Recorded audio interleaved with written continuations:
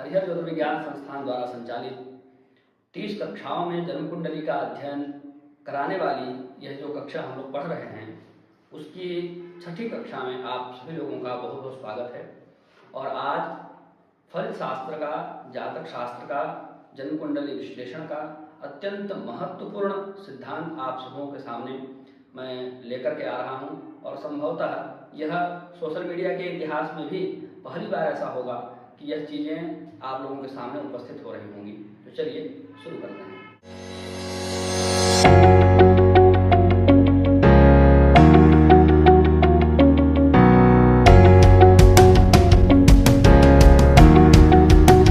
आज हम लोग ग्रहों की गतियों से फलादेश कैसे करना है इसके संबंध में पढ़ेंगे। इसके संबंध में बहुत सारे ग्रंथों का अध्ययन करने पर आपको चीज़ें मिलेंगी, एक जगह पर चीज़ें नहीं मिलेंगी।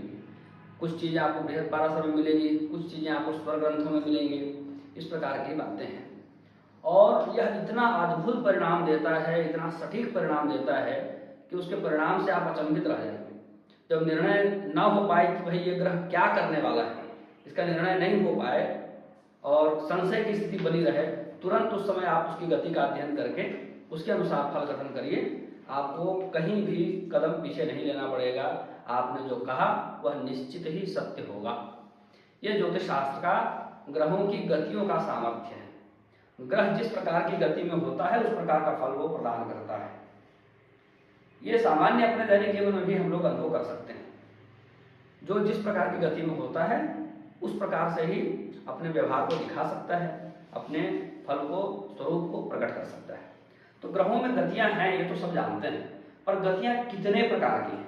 8 प्रकार की गतियों का उल्लेख सूर्य सिद्धांत में प्राप्त होता है। वह श्लोक आप लोगों के पास लिखा हुआ है, स्पष्टाधिकार का वह श्लोक है, पुस्तक में आप देख सकते हैं। वक्रान वक्रा कुटिला मंदा मंद तरासना तथा शीघ्र तरा शीघ्र ग्रहाणाम नष्टधा गति। इस प्रकार 8 प्रकार की गतियां ग्रहों की, ऐसा सिद्धांत ज्योतिर्विद मानते हैं। सिद्धांत शास्त्र को मानने वाले, पढ़ने वाले जो विद्वान हैं वह यह मानते हैं। इन 8 प्रकार की गतियों का 5 प्रकार की गतियों में समन्वय करके आगे कार्य किया जाता है, जो पंचधा गति के नाम से विख्यात है।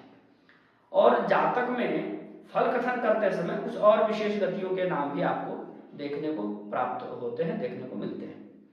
अभी इसमें जो हम लोग गतियों के संबंध में पढ़ेंगे और केवल लग्न कुंडली देख करके, कोई बड़ा गणित नहीं, कोई कुछ प्रपंच नहीं, केवल लग्न कुंडली देख करके आप ग्रहों की गति के संबंध में जान जाएंगे और एक श्रेष्ठ, उत्तम, विश्वसनीय फल कथन कर पाएंगे। यह जो सिद्धांत है वह जातक शास्त्र के लिए ही उपयुक्त है। इसका प्रयोग सिद्धांत ज्योतिर्विद नहीं करते हैं। तो जो सिद्धांत ज्योतिष के छात्र देख रहे हैं वो सामान्य स्थूल जानकारी के लिए इसको याद रख सकते हैं अथवा प्रयोग कर सकते हैं, लेकिन सिद्धांत ज्योतिष में अपना एक अलग ही जो है मेथड है जानने का इन सब चीज़ों के बारे में। तो वही सूक्ष्म जो जानकारी है वही ज़्यादा उपयुक्त है सिद्धांत ज्योतिष में। जातक शास्त्र में जितना उपयोगी है वह सब कुछ इसमें दिया गया है, वह बताया गया है। हम लोग शुरू करते हैं। 8 प्रकार की गतियां हैं, ठीक है। उनमें से उनका उल्लेख है, उनका फल कथन यहाँ पर किया हुआ है। सबसे पहले है यहाँ पर हम लोगों को चाहिए एक उदाहरण कुंडली। इस बात को समझने के लिए उदाहरण कुंडली चाहिए। नॉर्थ वाली बनाओ कि साउथ वाली बनाओ? साउथ वाली बनाओ। नॉर्थ वाली बनाओ। देखिए नॉर्थ वाला का बहुमत ज्यादा है हमारी कक्षा में।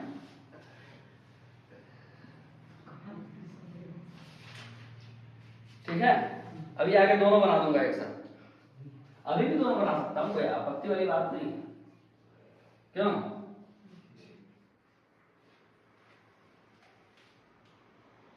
हो गया कि नहीं हो गया? कितने भाव हो गए? इसमें एक और चाहिए होता है ना।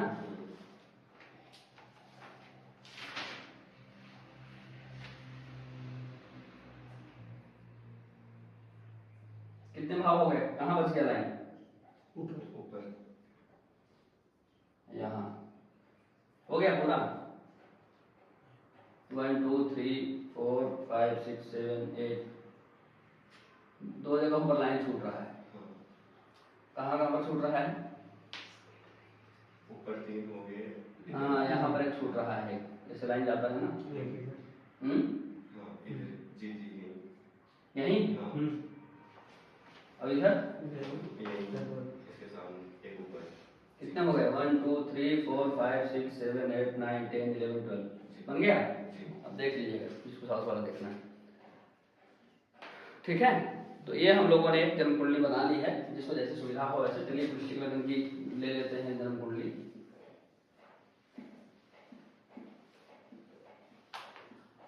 अब इसमें ग्रह स्थापन कर लेते हैं और ग्रहों का अंश भी लिखेंगे, क्योंकि इसमें अंशों की भी जरूरत आवश्यकता पड़ती है। कल वाला जो उदाहरण लेके चल रहे हैं उसको ही बनाते हैं। सूर्य, चंद्रमा, मंगल, बुध, गुरु, शुक्र, शनि, राहु, केतु।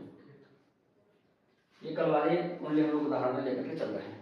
सबसे पहले हम लोग पढ़ेंगे उदया गति के बारे में। अस्त और उदय ये दो चीजें हैं। अब ये जो गतियां हैं वह सभी ग्रहों पर लागू नहीं होती, वो लागू होती है किन पर? बीच के 5 ग्रहों पर। शुरू के जो 2 ग्रह हैं सूर्य और चंद्रमा, उनका उदय अस्त तो आप लोग देख सकते हैं आंखों से कि नहीं देख सकते हैं? देख सकते हैं। सूर्य का उदय अस्त तो पंचांग में जन्म कुंडली में लिखा ही रहता है। पंचांग में तो लिखा ही है, जन्म कुंडली में जो बनाई जाती है उसमें सूर्य का उदय अस्त लिखा रहता है। और नहीं तो फिर यहाँ से देख सकते हैं, सप्तम भाव के इधर अगर सूर्य है तो रात्रि में जन्म हुआ है, और यदि रात्रि में जन्म है तो सूर्यास्त है। रात्रि में सूर्य दिखता है क्या? कोई दिव्य चक्षु वाले हो तो भाई अलग बात है। क्यों? अमेरिका, लंदन इत्यादि तो दिखता होगा, किधर अपने इधर नहीं दिखता है। जिस क्षेत्र की कुंडली है उस क्षेत्र में उस समय रात्रि था, यही भाव है उस समय, ठीक है। तो यदि रात्रि का जन्म है तो सूर्य को बल नहीं है, और दिन का जन्म है तो सूर्य को पर्याप्त बल है। इस प्रकार से चीजें दिग्बल के संबंध में हम लोग समझते हैं। और सूर्य की जो गति है उसमें बहुत ज्यादा अंतर नहीं होता है, इसलिए सूर्य की गति के लिए भी बहुत ज्यादा बुद्धि लगाने की आवश्यकता नहीं पड़ती है। इसी प्रकार चंद्रमा के लिए जो है उदय और अस्त गति जो है मुख्य रूप से वही प्रधान है, और वो तिथियों के अनुसार हम लोग समझ लेते हैं।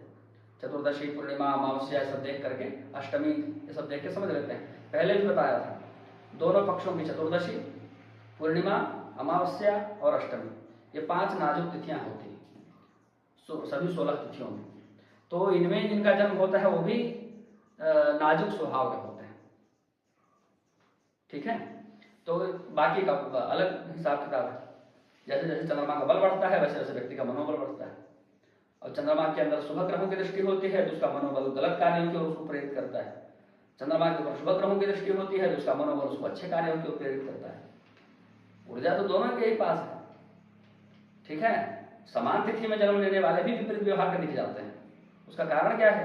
एक के चंद्रमा को शुभ ग्रह की दृष्टि मिली, एक के चंद्रमा को पाप ग्रह की दृष्टि मिली, स्वभाव बिल्कुल बदल जाएगा, ठीक है। तो इस प्रकार से विभेद करना सीखना चाहिए।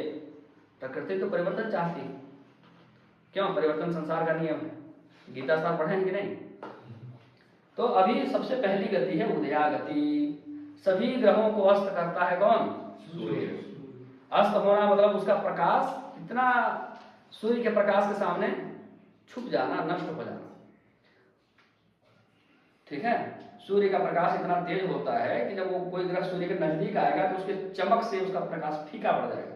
फीका ही नहीं, ऐसा होगा कि दिखना ही बंद हो गया, आप डिफ्रेंशिएट ही नहीं कर पा रहे हैं उसको। उस अवस्था को कहते हैं अस्त होना। उसी अवस्था का नाम है अस्त होना, ठीक है। जब आप उसको डिफ्रेंशिएट नहीं कर पाते हैं वो ग्रह दिखना ही बंद हो जाता है, क्योंकि फीका पड़ने तक तो दिखता रहता है कि चलो हल्का ही सही दिख रहा है ना। तो इस प्रकार से पहली जो गति होती है उदया गति, जब सूर्य यहाँ पर है, यहाँ पर मान लीजिए सूर्य है, मैं इसका प्रचार नहीं करूंगा इसलिए ब्रांड लेवल को पीछे कर दिया हूँ। प्रचार करने का पैसा नहीं दिया है, पैसा देने पर मैं प्रचार नहीं करता हूँ। तो इस प्रकार से सूर्य है, कोई ग्रह इस प्रकार से इधर से मान लीजिए एंटर करता है ऐसे, है ना, सूर्य के प्रकाश में अपनी वृत्त में। ये प्रत्येक सर्कल बना लीजिए ऐसे सूर्य का, इसके पीछे है ना अगले दूसरे ग्रह का या सामने बना लीजिए। कोई ग्रह इस प्रकार से एंटर सूर्य के सामने आएगा तो सूर्य के प्रकाश से उसका प्रकाश क्या हो जाएगा? नष्ट हो जाएगा। आप सूर्य से बड़ा बाकी ग्रह को नहीं दिखा सकते हैं ना, छोटा ही दिखाने से ढक्कन ले देता हूँ। तो इस प्रकार से आएगा तो इसका प्रकाश क्या हो जाएगा? पूरा नष्ट हो जाएगा, फिर ये आगे बढ़ेगा। तो ये यहाँ ये जो आगे बढ़ना शुरू हुआ, हल्का हल्का दिखने लगा, इसी गति को कहते हैं उदया गति। कि सूर्य से आगे बढ़ रहा है, अस्त हो चुका है, अब उसको अस्त नहीं होना है, अब उसको उदय ही होना है, अब वो आगे ही बढ़ेगा। ये उदयागति का लक्षण है, ऐसे हम लोग उदयागति को जानते हैं। तो उदयागति में जब ग्रह होगा तो सूर्य से पीछे होगा कि आगे होगा, आप स्वयं बताइए। आगे होगा। तो सूर्य के आगे है, चाहे वह आगे के भाव में हो, चाहे अंशात्मक रूप से आगे हो। जैसे मान लीजिए सूर्य बैठा है 12 डिग्री में और उसी राशि में कोई दूसरा ग्रह है जो बैठा है 14 डिग्री में, तो जो 14 डिग्री में बैठा है बैठे साथ में है, लेकिन आगे कौन है? यहाँ पर सूर्य है मान लीजिए और यहाँ पर बुध को मान लीजिए। अब बताइए कि आगे कौन है? बुध आगे है कि सूर्य आगे है? बुध आगे है। बुध जो है सूर्य से 2 डिग्री आगे निकल गया और अभी वो आगे निकलता जाएगा। जैसे जैसे आगे निकलेगा वैसे वैसे उसका फल शुभ होता जाएगा। आ रही बात समझ में? तो ये इस गति को कहते हैं उदयागति। उदयागति में ग्रह या तो सूर्य के पीछे होता है, आगे होता है भावों के रूप में, है ना। सूर्य मान लीजिए बैठा है यहाँ, अगला ग्रह बैठा है यहाँ, जैसे शुक्र सूर्य से अगले भाव में बैठा है। सूर्य जहां बैठा है उसको प्रथम भाव कहें तो इसको द्वितीय भाव कहेंगे। सूर्य से द्वितीय भाव में बैठा है शुक्र, तो शुक्र की गति कौन सी? उदयागति। और यदि यहाँ जो सूर्य और बुध साथ साथ बैठे हैं, सूर्य यदि 12 डिग्री में हो, है ना, या 14 डिग्री में हो और बुध उसके अगले अंशों में हो, अगले किसी भी अंश में हो, ये 30 अंश तक का होगा, ये कुंभ राशि में है, कुंभ राशि 30 अंशों तक की होगी। आगे किसी भी अंश में होगा, सूर्य से आगे के किसी अंश में होगा, तो बुध की क्या गति हो जाएगी? उदयागति हो जाएगी। उदयागति को समझ लीजिए, ये उदयागति का लक्षण पुस्तक में भी लिखा हुआ है। जिसे बुध 13 डिग्री तक अगर सूर्य के पास में रहता है तो अस्त होता है। हाँ अस्त। अगर यहाँ 12 डिग्री सूर्य का था, 14 डिग्री बुध का है, अस्त। अस्त है। हाँ अस्त होने पर भी उदयागति हो सकती है। हाँ, अस्तागति उदयागति दोनों होते हैं। और अवस्था तो अस्त एक अवस्था का नाम है, अस्त अवस्था का भी नाम है और अस्त गति का भी नाम है। अस्तावस्था अस्तागति, अस्तागति उदयागति इन दोनों में ही अस्तावस्था हो सकता है, ठीक है। लेकिन जब वो अस्त ही होना चाहेगा तो उसका आत्मबल होगा शून्य, उसका आत्मबल होगा शून्य। कल्पना करिए कोई व्यक्ति दलदल में डूब रहा है, तो तब तक वो बल लगाता रहेगा जब तक उसको थोड़ा भी भरोसा होगा कि हम बाहर निकल सकते हैं, तब तक वो बल लगाता रहेगा। और जब उसको लगेगा कि हम मरना ही है, कोई उपाय ही नहीं है, तो बल लगाना छोड़ देगा और शिथिल हो जाएगा बिल्कुल। बस एकांत मन में पहुंच करके, उस अवस्था में पहुंच करके बस ठीक है उसको स्वीकार कर लेगा। जब स्वीकार कर लिए, आपके अंदर लड़ने की ताकत ही नहीं बची, तो आप परिस्थिति को बदलेंगे कैसे? यही अंतर होता है जो अस्तावस्था में ग्रह चल रहा है और अस्त है, अस्तागति से अस्तावस्था में स्थित ग्रह में और उदयागति से अस्तावस्था में स्थित ग्रह में यही अंतर होता है। उदया वाला जो ग्रह है, उदयागति वाला, भले अस्त है लेकिन उसके अंदर कभी भी आप देखिएगा लड़ने का जज्बा खत्म नहीं होगा। हम करेंगे, फेल हो गए तो क्या होगा? वो 50 बार फेल होगा लेकिन लड़ेगा। और अस्तावस्था अस्तागति वाला एक बार फेल हो गया, अब नहीं हो गए, छोड़ो पढ़ाई लिखाई, चलो काम करते हैं। तुरंत समझ जाइए कि इसको पढ़ाने वाला जो ग्रह था वो अस्तावस्था में। व्यक्ति के व्यवहार को देख करके ही आप उसके ग्रह की स्थिति का अंदाजा लगा सकते हैं, बशर्ते दिमाग उस प्रकार का जासूसी होना चाहिए कि आप उसके एक एक चीज को समझ सकें। आपकी समझ उतनी उस स्तर पर विकसित हो जानी चाहिए, अनुभव उतना पर्याप्त हो जाना चाहिए। तो जब पर्याप्त अनुभव हो जाएगा, पर्याप्त शास्त्र ज्ञान हो जाएगा, पर्याप्त एक्सपीरियंस आपको हो रहेगा, तो आप व्यवहार से ही ग्रह स्थिति का आकलन कर लेंगे। व्यवहार से संसार में ऐसे अनेक साधु संत सज्जन तपस्वी ज्ञानी ध्यानी लोग हैं। हमारे गुरु जी एक व्यक्ति के बारे में बताए थे, कहीं पर गए हुए थे किसी के यहाँ, तो कोई एक व्यक्ति आया, तो ऐसे कुछ पीछे खड़े होकर के वो लोग दो लोग बातचीत कर रहे थे, ज्योतिष के संबंध में उटपटांग बातें कर रहे थे। वो रहता है ये कंपनी से है, अपना फूफू कर रहे हैं और ज्ञान बढ़ा रहे हैं।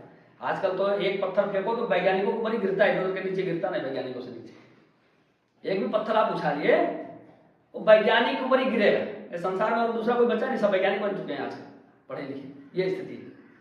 तो ऐसे कोई बकवास कर रहे थे, इन्होंने कुछ कहा नहीं, इन्होंने सिर्फ ये कहा कि वहां से कुछ ला करके मुझे दे दो, ऐसे कहा। फिर वो ला कर दिया, उसको एक और काम बताया, वो भी करा लिया, एक और काम बताया, 3 4 काम उससे कराए उन्होंने, ऐसे कर दो बेटा ऐसे करके। अपना बुढ़ा मतलब वृद्ध थे ही, उसका वो सहारा लेकर के उससे 2 4 काम करा लिए। उसी समय उसके व्यवहार से उसकी लग्न कुंडली बना करके पकड़ा दिए, पकड़ो ये है हमारा ज्योतिष शास्त्र, जाओ हमको ना तुम्हारा नाम पता है, न तुम्हारा घर पता है, न तुम्हारी कुंडली पता है, न तुम्हारा डेट ऑफ बर्थ पता है, कुछ पता नहीं, लेके जाओ चेक करा लो और सही निकल जाएगा, दोबारा बकवास ऐसा मत कर लो। ऐसा डांट करके उसको भेजे पकड़ा कर।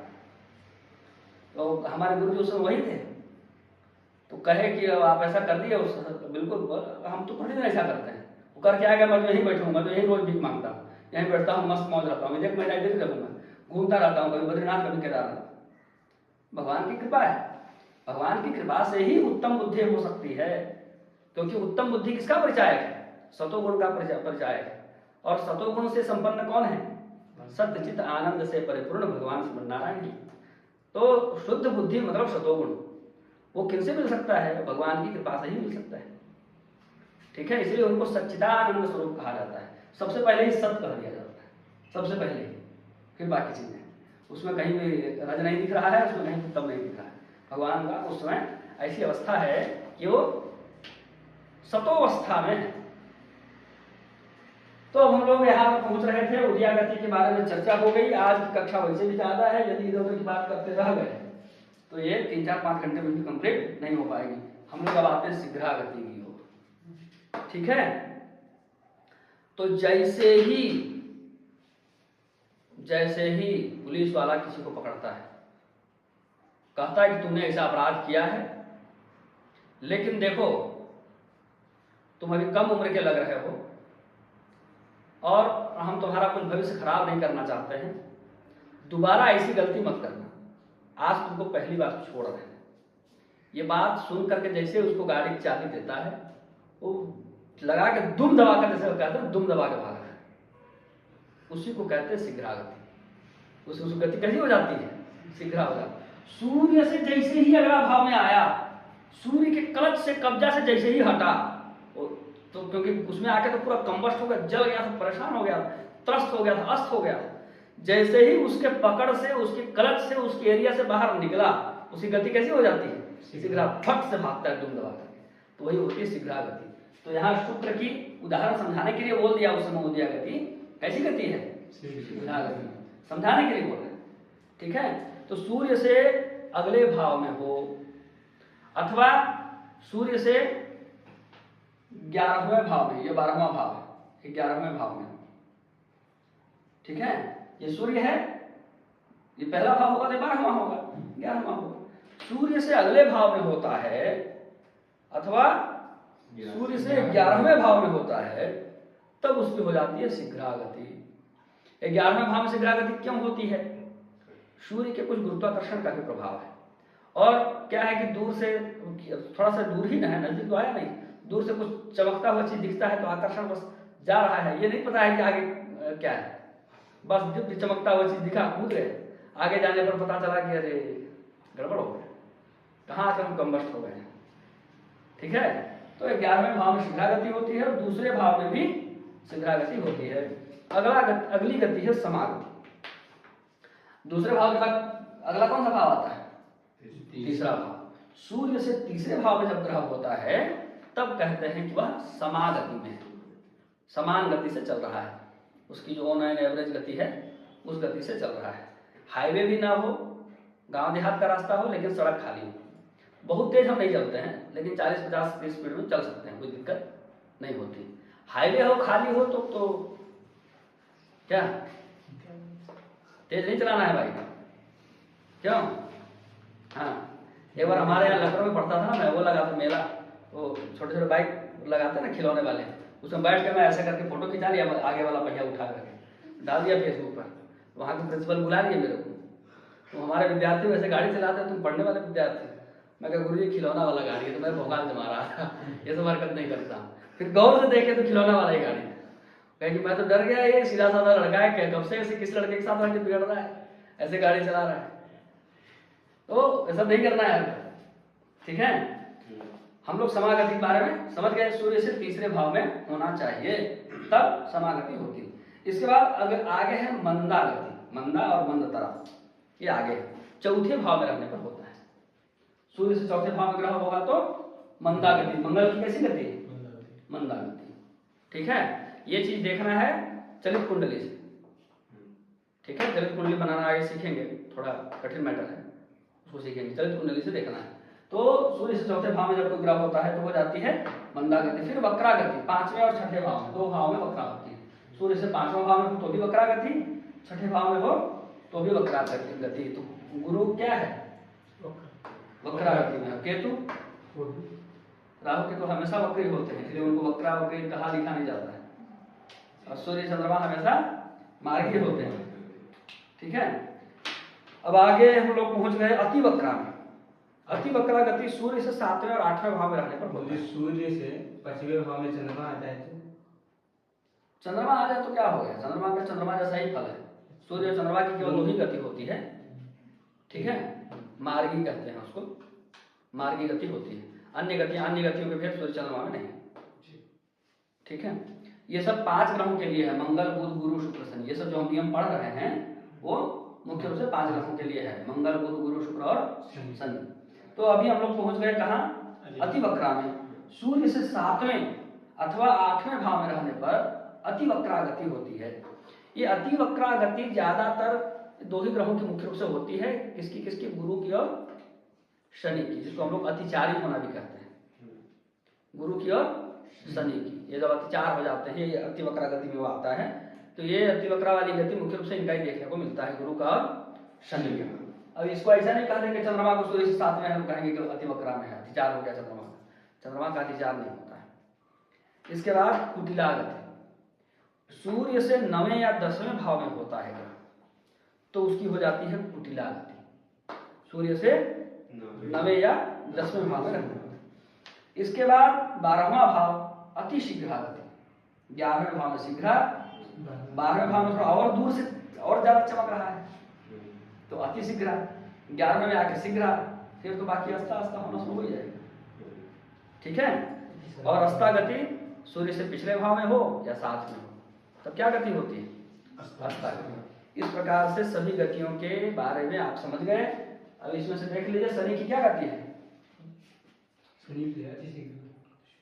अति शीघ्र 12वें भाव में है, वो होता है कि 11वें भाव में होता है? 12वें भाव में होता है। तो शनि की हो गई अति शीघ्र गति। यदि कालांश के अंदर नहीं है तो शनि का कालांश कितना होता है? वो अस्त वाला। हाँ, अस्त कालांश 5 होता है कि 15 होता है? 5 होता है। किताब मत देखिए, मैं क्या बोला हूँ उसको बताइए। 5 होता है। 5 होता है। 5 1 15 है। 5 किसी ग्रह का नहीं है, शनि का 15 है। ठीक है, उसमें 5 लिखा है तो 15 बना लीजिए उसको। ठीक है, तो टाइपिंग मिस्टेक है। 5 अंश किसी भी ग्रह का नहीं है। 7 अंश तो सबका परमास्त वाला अंश है। 7 अंश मंगल का 17 अंश है, शनि का 15 अंश है। 2 घटाते जाइए, बताया था ना कक्षा में। तो यदि 15 अंश के अंदर है और 12वें भाव में है और सूर्य से 15 अंश के अंदर है तब अस्ता गति होगी। अब 15 के बाहर है, 12वें भाव में है तो अति शीघ्र गति होगी।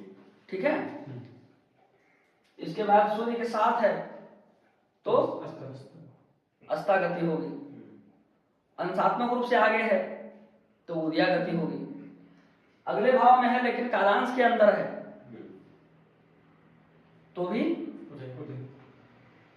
उदया गति होगी। और कालांश के बाहर निकल गया तो शीघ्र गति होगी। कालांश को जरूर याद रखना है। बुध का कालांश कितना है? 15 के बाद 2 घटाएंगे तो 13। सबसे पहले मंगल का, फिर शनि का। पापा ग्रहों को पहले निपटाते हैं, फिर बुध गुरु शुक्र।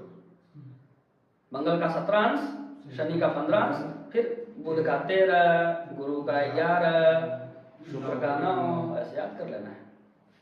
ठीक है, ये तो हो गया। अब इसका प्रयोग कहाँ करना है?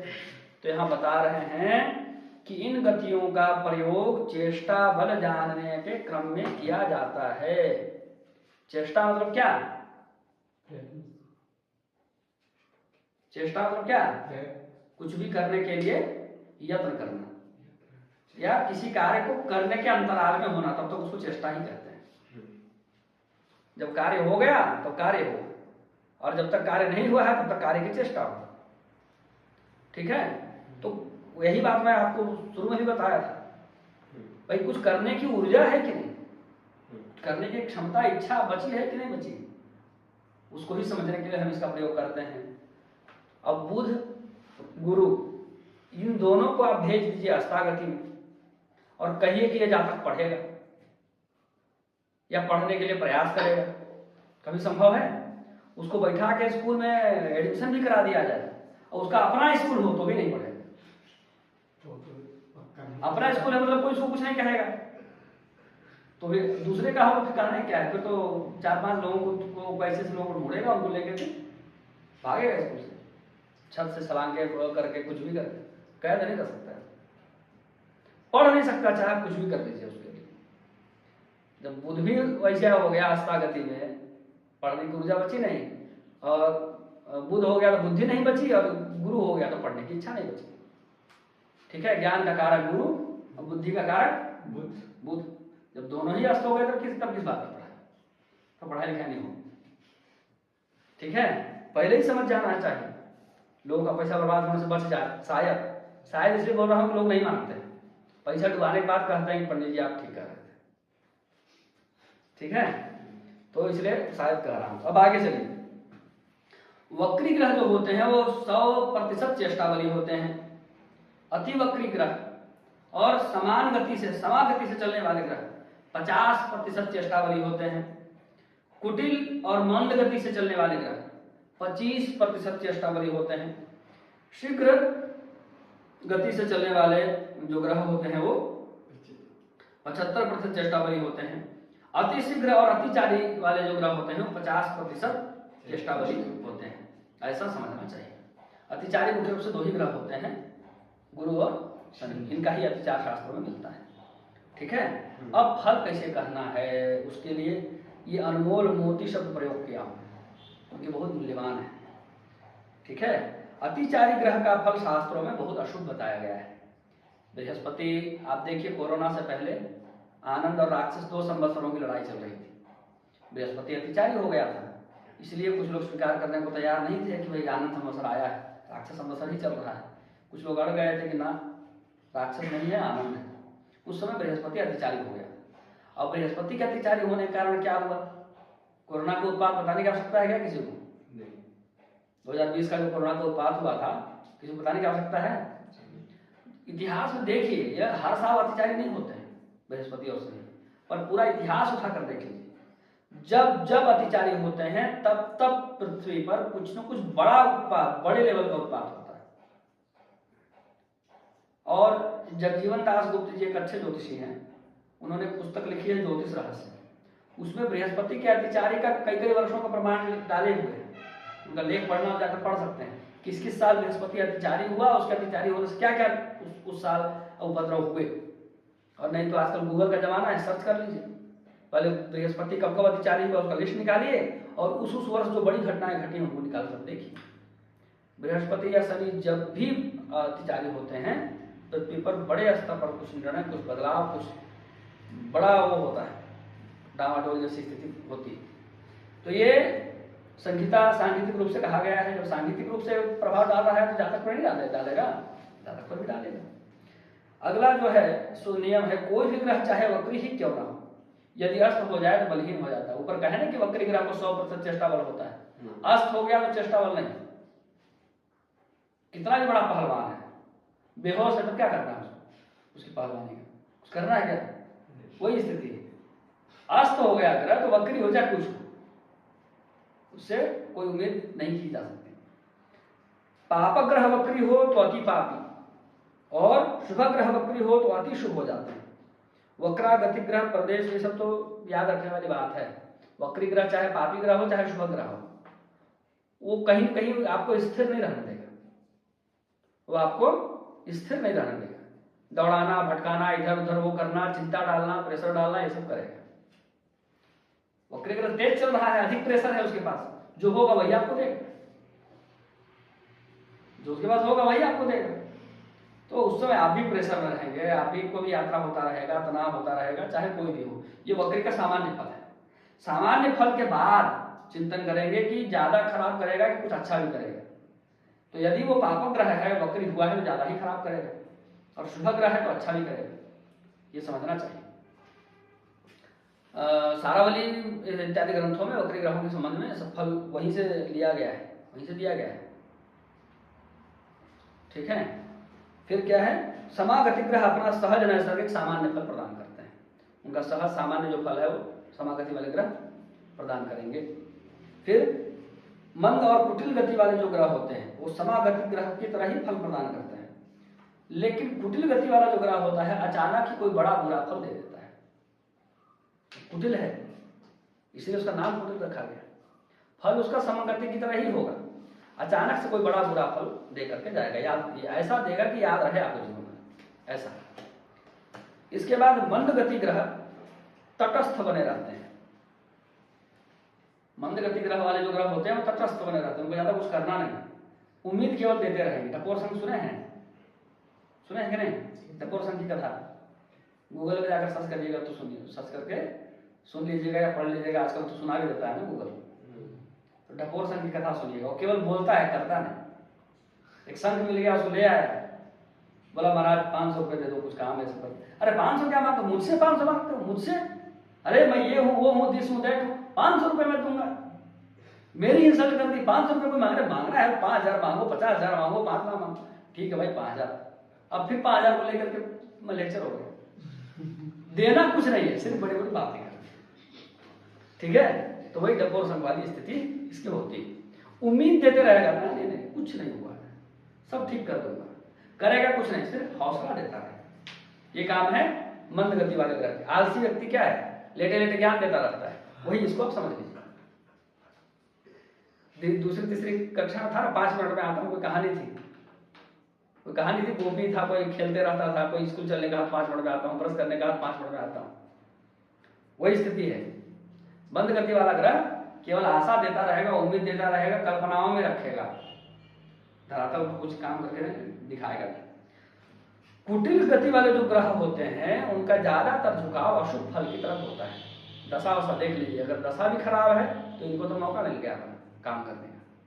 ठीक है, शीघ्र गति वाले जो ग्रह होते हैं, शीघ्र गति वाले शुभ ग्रह पाप फल देते हैं, शीघ्र गति वाले पाप ग्रह अच्छा फल देते हैं। शीघ्र गति वाले शुभ ग्रह खराब फल देते हैं और शीघ्र गति वाले पाप ग्रह अच्छा फल देते हैं। दुष्ट व्यक्ति शादी में आया और जल्दी चला जाए, सब प्रसन्न हो जाएंगे, चला गया बला टल। अच्छा व्यक्ति चला गया तो सब, कोई अच्छा पावर व्यक्ति हो आया बस ऐसे करके चला जाए। क्यों? आपकी शादी मुख्यमंत्री पहुंचे और 2-4 घंटा रह जाए, ज्यादा वो होगा, सब प्रसन्न हो जाएंगे, उसको कितने सालों तक उसका नाम चलेगा। शुभ ग्रह यदि आया और फटाफट चलने लगा तो उसका फल अच्छा नहीं होता है, और पाप ग्रह आया वो फटाफट चलने लगा तो उसका फल अच्छा होता है। उदय गति वाले ग्रह सुख प्रदान करते हैं। अस्त गति वाले जो ग्रह होते हैं वो मान सम्मान का, धन का और कार्य का नाश करते हैं। मार्गी ग्रह आरोग्य प्रदान करते हैं। कोई बीमारी चल रही है और कोई मार्गी ग्रह आ गया तो वो आरोग्य प्रदान करेगा। इसीलिए ऐसा अक्सर हो जाता है कि वक्री ग्रह की दशा में अगर कोई बीमारी हुई है तो फिर वो अगले मार्गी ग्रह के आने पर ही जो है ठीक होती है। ऐसा बहुत होता है। एक बार किसी कोई हजारीबाग के व्यक्ति हमसे प्रश्न भी पूछे थे, ऐसा हम कई लोगों का देख लिए, ऐसा काहे होता है? मार्गी ग्रह का काम ही है आपको आरोग्य प्रदान करना, इसलिए ऐसा होता है। जिसका जैसा स्वभाव होगा वैसा कार्य करेगा। ठीक है, तो मार्गी ग्रह आरोग्य प्रदान करते हैं। और मार्गी गतियां कौन कौन सी हैं? वक्रा के अलावा जितनी भी गतियां हैं सब गतियां मार्गी हैं। वक्रा के अलावा, वक्रा अति वक्रा ये गति केवल वक्रा है, बाकी जितना भी गति हो गया, उदया गति हो, अस्ता गति हो, मंदा गति हो, शीघ्रा गति हो, सब मार्गी है। अति वक्रा वक्री हो गया ना, वक्रा उसमें लगाई है। सबसे पहले उसी को तो मैं कहा कि वक्रा और अति वक्रा केवल वक्रा है, और अतिचारी भी अति वक्रा में होता है। ये दोनों होते हैं अतिचारी, गुरु और शनि। कहां चल रहे थे हम लोग? वक्री ग्रह अपनी राशि से पिछली राशि में स्थित ग्रह को बल प्रदान करता है। वक्री ग्रह अपनी राशि से पिछली राशि में स्थित ग्रह को बल प्रदान करता है। यदि बुध वक्री हो जाए तो शनि को बल मिलने लगेगा। वक्री मतलब उल्टा चलना, उसकी चाल इधर हो जाती है। ठीक है, तो इस राशि को बल प्रदान करता है। और यहाँ भी यही हो जाए, शुक्र यदि वक्री हो जाए तो सूर्य को बल मिलने लग जाएगा, बुध यदि वक्री हो जाए तो शनि को बल मिलने लग जाएगा। ठीक है। मार्गी ग्रह अपनी राशि से अगली राशि को बल प्रदान करता है। सूर्य यहाँ बैठा है तो अगला भाव भी बलवान हो गया, छठा भाव। मंगल यहाँ बैठा है तो अष्टम भाव भी बलवान हो गया। अब बल जो मिलेगा मंगल से मिल रहा है, तो मंगल से किस प्रकार का बल मिलेगा एक चीज समझना चाहिए, और शुक्र से बल मिलेगा तो किस प्रकार का मिलेगा ये भी समझना, उनके स्वभाव के अनुसार बल मिलेगा। ठीक है। फिर आगे कहाँ चल रहे थे हम लोग? हाँ, बल से क्या तात्पर्य है, बल मतलब क्या, वो यहाँ पर समझा रहे हैं। बल से तात्पर्य होता है ग्रहों के शुभ फल देने की क्षमता। बल मतलब ग्रहों का शुभ फल प्रदान करने का जो सामर्थ्य होता है उसको ही बल कहते हैं। बाकी अशुभ फल निश्चित है। ठीक है। जितना अधिक शुभ फल मिल रहा है उतना कम अशुभ फल मिलेगा, और जितना कम शुभ फल मिल रहा है उतना अधिक अशुभ फल मिलेगा, ये निश्चित है। कोई ग्रह यदि मंद गति वाला है तो 25% चेष्टा बली होगा। पीछे पढ़े हैं ना आप लोग। 25% चेष्टा बली का क्या मतलब है? यही मतलब है कि उसकी जो अपनी क्षमता है उस क्षमता का प्रयोग करके 25% शुभ फल प्रदान करेगा और 75% अशुभ फल देगा। ये बात यहाँ पर समझने वाली है। इसको विज्ञान के विद्यार्थी सुन रहे हैं या देख रहे हैं, ऊर्जा संरक्षण का एक सिद्धांत पढ़ते हैं लोग 8वीं 9वीं क्लास में। ऊर्जा संरक्षण का नियम, वो नियम क्या कहता है? एनर्जी का कहीं भी लॉस नहीं होता, नाश नहीं होता है, उसका सिर्फ रूप बदल जाता है। ठीक है। एनर्जी नॉट बी क्रिएटेड, है ना, सब कुछ अंग्रेजी में भी याद किया, नाइदर क्रिएटेड नॉट डिस्ट्रॉयड, ऐसा कुछ याद किया। ठीक है। भाव यही है कि वो ना तो क्रिएट कर सकता है, उसको न तो उत्पन्न किया जा सकता है ना नष्ट किया जा सकता है, उसका सिर्फ रूप बदला जा सकता है। ठीक है। तो वही यहाँ पर है, ग्रहों का बल फिक्स है। प्रधानमंत्री के भी जो सूर्य है उसको भी उतना ही बल मिला है जितना मेरे सूर्य को मिला है, जितना आपके सूर्य को मिला है। सूर्य वही है जो आसमान में दिखाई पड़ रहे हैं। ठीक है। क्या है कि सूर्य अपनी सामर्थ्य का किसी को ज्यादा अच्छा फल दे देता है तो राजा बना देता है, किसी को अपना सामर्थ्य का ज्यादा बुरा फल दे देता है तो खाली खोपड़ी में राजा वाला होगा रहेगा, बाकी ऐसे ही घूमते रहिए। ठीक है। इस प्रकार की स्थितियां होती हैं। अब आगे चलिए। हाँ, एक और सबसे महत्वपूर्ण नियम यहाँ पर लिखा हुआ है, यहाँ सीधे ग्रह गति देखकर फलादेश नहीं करना चाहिए, बल्कि फलादेश से पूर्व बृहद पाराशरीय या लघु पाराशरीय नियमों के अनुसार ग्रहों के शुभाशुभत्व का निर्णय भी कर लेना चाहिए। तभी फल का अंदाजा लगेगा कि फल कितना शुभ है कितना अशुभ है।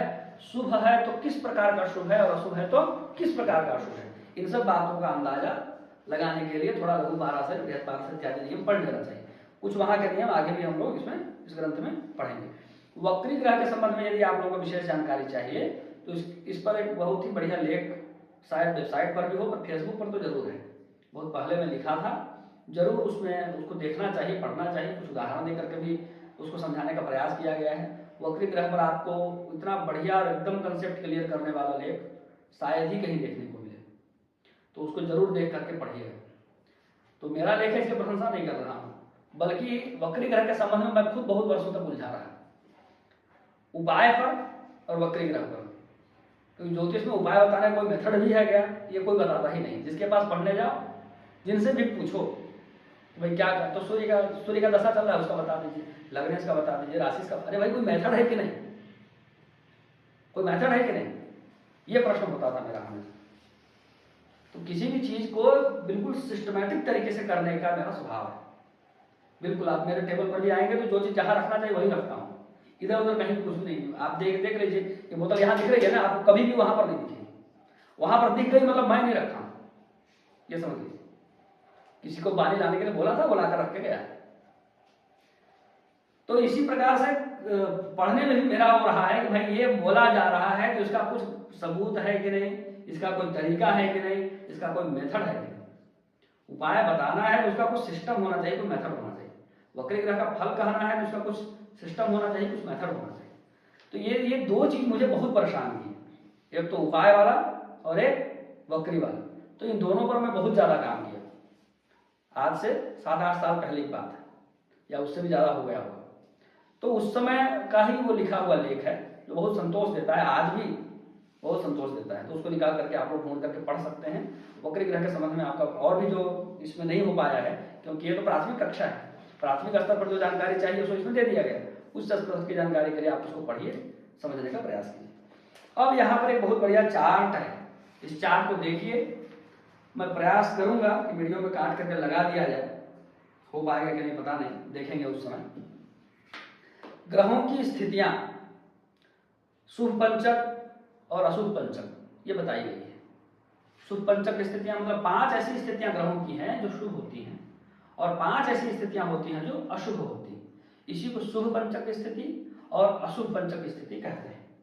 ग्रह जब उच्च स्थान में होता है, अपने उच्च राशि में होता है, तो 100% शुभ फल प्रदान करता है। ये शुभ पंचक में आ गया। दूसरा शुभ पंचक है मूल त्रिकोण, तीसरा शुभ पंचक है स्वराशि, चौथा शुभ पंचक है अधिमित्र के घर में होना, और 5वां शुभ पंचक है मित्र के घर में होना। इन 5 कंडीशन में ग्रह की जो अवस्था होती है वो शुभ मानी गई है। उसमें फल का भी बंटवारा है। उच्च में होगा तो 100% फल देगा, मूल त्रिकोण में होगा तो 75% देगा, स्वराशि में होगा तो 50% शुभ फल देगा। ये बंटवारा भी किया हुआ है, आप लोग देख सकते हैं। इसी प्रकार जब 100% शुभ फल दिया तो अशुभ फल कितना हो गया? 0%, वो भी लिख दिया है। यदि 75% शुभ फल है तो अशुभ फल कितना हो गया? 25%, वो भी लिख दिया है। अशुभ में भी 5 स्थितियां हैं जिनको अशुभ पंचक कहते हैं। वो कौन सी है? समराशि में होना। मुझे तो जब मैं शुरू में पढ़ रहा था, पढ़ते समय क्या होता है कि व्यक्ति जो बोलता है वही मानना पड़ता है। आपको पढ़ाने वाले जो बोलेंगे वही आप मानेंगे। तो मुझे पढ़ाने वालों ने यही बता दिया था, सामान्य रूप से जो क्षेत्रीय हैं, अपने गुरु जी की बात नहीं कर रहा हूं, उनसे मैं बहुत बाद में मिला, तो उन्होंने यही बता दिया कि समग्रह अच्छा फल देता है। पर मेरे को यह डाउट उस समय भी था कि समग्रह अच्छा फल कैसे दे सकता है? अगर वो अच्छा फल दिया तो फिर सम कैसे रहा? बाद में ये चीजें मुझे मिली कि समग्रह जो होता है उसकी गिनती अशुभ नहीं होती है, उसका नंबर कटना चाहिए। और समग्रह में हो गया न्यूट्रल होना। रामधारी सिंह दिनकर के आप लोग सुने होंगे, नहीं पाप का भागी केवल ब्याज, जो तटस्थ है समय लिखेगा उनका भी अपराध। जो तटस्थ होते हैं, जो कहते हैं कि हम न्यूट्रल हैं, जो कहते हैं कि हम सम हैं, वह भी अपराधी हैं। सच को सच और झूठ को झूठ बोलना चाहिए, सत्य को सत्य और असत्य को असत्य बोलना चाहिए। ठीक है? सच बोलने वालों की दुनिया में केवल असत्य वाले नहीं बल्कि न्यूट्रल रहने वाले भी निपटाए जाते हैं। यही प्राकृतिक सिद्धांत है, यही धार्मिक सिद्धांत है। ठीक है? तो शत्रु राशि में जो होता है वह भी अशुभ पंचक में आएगा। क्यों? उसका अशुभ फल ज्यादा है, 93.75% उसका अशुभ फल है। अधिशत्रु राशि में जो होता है उसका 96.87% अशुभ फल है, वह भी अशुभ पंचक में आता है। नीच राशि और अस्त, ये 5 अशुभ पंचक वाली स्थितियां हैं। 5 अशुभ पंचक और 5 शुभ पंचक वाली स्थितियां आप लोगों को बताया। अब ग्रहों के संबंध में पढ़ते हैं। भाई ग्रहों में आपस में कैसा संबंध है? क्योंकि जब भी आप दशा फल कहेंगे अथवा युति फल कहेंगे, जैसे यहाँ पर सूर्य और बुध की युति हो रही है, कहीं पर यहाँ पर मान लीजिए गुरु शुक्र की भी युति हो सकती थी, शुक्र मंगल की भी युति हो सकती थी। जब भी आप युति फल कहेंगे या दशा अंतर दशा का फल कहेंगे, उस समय आपको उनके बीच के संबंध के बारे में जानना चाहिए। उनका बीच का संबंध नहीं पता होगा तो कैसे फल कथन होगा? तो ग्रहों में 4 प्रकार के संबंध होते हैं, ये श्लोक याद कर लीजिएगा। प्रथम स्थान संबंधो दृष्टिजस्तु द्वितीयकः, तृतीयस्त्वेकतो दृष्टि स्थित्येकत्र चतुर्थकः।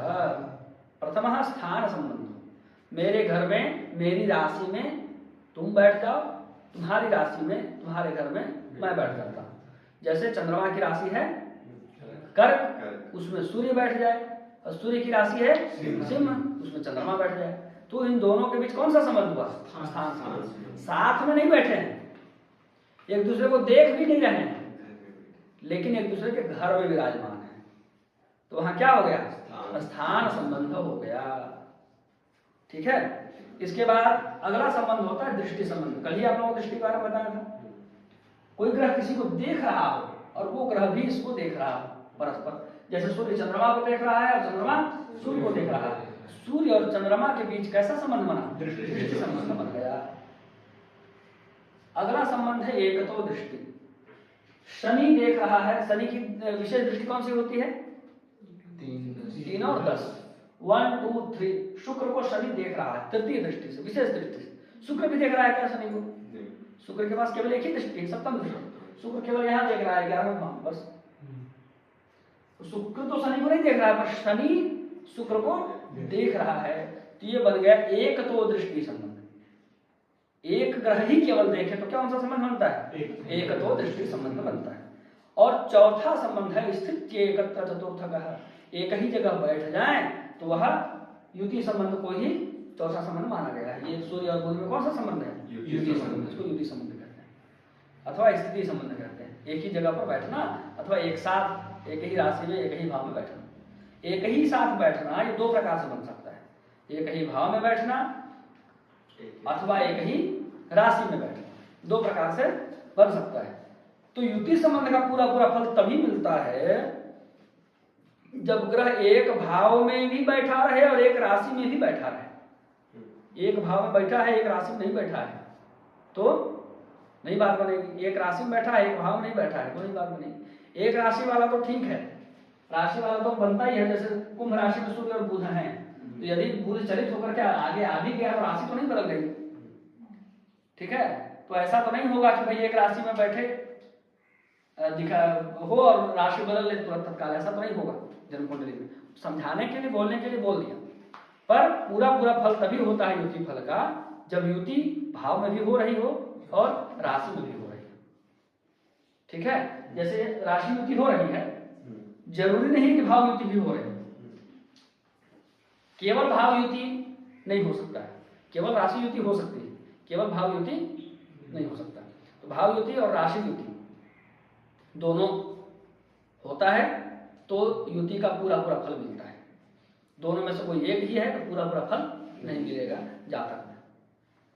संगीता में तो मिलता ही है, संगीता का सिस्टम थोड़ा सा अलग भी है। तो हम लोग कहाँ पहुंच गए? इस प्रकार से 4 प्रकार का संबंध पढ़ लिए। अब इसमें हम लोगों को पढ़ना है जन्म कुंडली कैसे देखा जाए ग्रहों के आधार पर। जन्म कुंडली में ग्रहों को देखकर कैसे फलादेश करना है उसके सूत्र इसमें लिखे हैं और उसको हम लोग देख रहे हैं। उसके लिए महत्वपूर्ण सूत्र यहाँ पर बताया गया है। ग्रहशील अब समाप्ति की ओर है। आगे देखिए 1-2 कक्षा में सब, एक ही कक्षा और बाकी होगा बस। ग्रहशील अब समाप्ति की ओर है। ग्रहों के संबंध में लगभग सब कुछ हम लोग जान चुके हैं। ग्रहों के बीच संबंध कैसा है ना। ग्रहों की दृष्टि कहाँ कैसी पड़ती है, ग्रहों में परस्पर कौन से ग्रह मित्र हैं, कौन से ग्रह शत्रु होते हैं, ग्रहों की जो मैत्री होती है तात्कालिक मैत्री क्या है, पंचधा मैत्री क्या है, नैसर्गिक मैत्री क्या, सब पढ़ चुके हैं। किस राशि में उच्च होता है, नीच होता है, प्रमोचांश क्या है, अस्तकारांश क्या है, गति कैसी है, सब कुछ पढ़ चुके हैं। अब सब कुछ पढ़ने के बाद उन सब के माध्यम से फलादेश कैसे करना है उसके सूत्र यहाँ पर बताए जा रहे हैं। तो यदि पीछे वाला मामला क्लियर नहीं होगा तो ये सब चीजें समझ में नहीं आएंगी। इसमें जो भी चीजें हैं उसको पढ़ करके बस बताना ही है। सूर्य और चंद्रमा सदैव मार्गी रहते हैं, पहले बता चुका हूँ। सूर्य के साथ रहने पर क्षीण चंद्र निष्फल होता है। अमावस्या का जन्म हो, सूर्य और चंद्रमा साथ में हो, चंद्रमा क्षीण हो गया तो वहां पर चंद्रमा का जो फल है वो निष्फल हो जाएगा, वो अपना फल प्रदान नहीं करेगा। चंद्रमा का फल क्या है? उत्साह देना। चंद्रमा का पहला फल है क्या? उत्साह देना, चेहरे पर चमक प्रदान करना, ऊंचा पद प्रदान करना, ये सब चंद्रमा का प्राथमिक फल है। तो जब अमावस्या वालों के अंदर ये सब चीजों की कमी होती है, अमावस्या में जो जन्म होता है उनके अंदर ये सब चीजों की कमी आप स्वयं देखें। आगे राहु और केतु सदैव वक्री होते हैं। राहु केतु सदैव एक दूसरे से 7वीं राशि में होते हैं। ये सब बात मुझे इसलिए लिखना पड़ा कि कुंडली बनाते समय लोग गड़बड़ कर देते हैं।